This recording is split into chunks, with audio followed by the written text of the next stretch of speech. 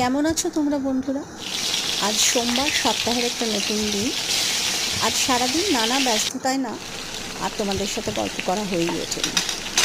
এখন রান্না প্রায় শেষের দিকে, তো ভাবলাম একটু ফোনটা অন করে তোমাদের সাথে খানিকক্ষণ 2-4 মিনিট গল্প করে নিই। এখন আমি পটল আর ঝিঙে পোস্ত বসিয়েছি। রান্না প্রায় শেষেরই দিকে। পোস্ত খেতে না দারুণ লাগে। সে তুমি গ্রীষ্ম বলো, বর্ষা বলো, পোস্তের কোনো জবাব নেই।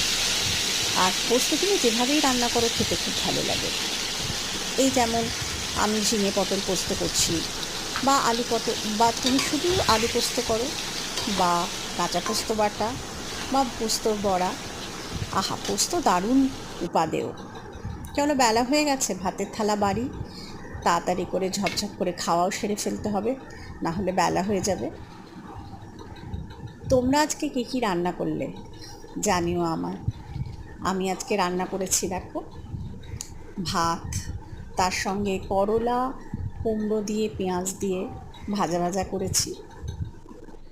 আর ওটা তো তোমাদের দেখালাম, একটা সবজি যেটা ঝিঙে আর পটল দিয়ে রান্না করেছি।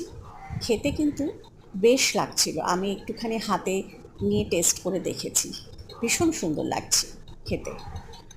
তো ঝিঙে পটল পোস্ত, তার সাথে অবশ্যই করে করলা কুমড়ো দিয়ে খাওয়ার জন্য একটা ডাল তো থাকতেই হবে। তার সঙ্গে আমার ছিল রোজকার নিয়ম মাফিক, আমাদের বাড়িতে না স্যালাড একদম করতেই হয়। তো সেই স্যালাড, শসা, গাজর, লেবু, লঙ্কা, আর তার সঙ্গে পাবদার ঝাল রান্না করেছি আজকে। মাছটাও প্রায় প্রায় আমার বাড়িতে বলতে পারো নিত্য সঙ্গী।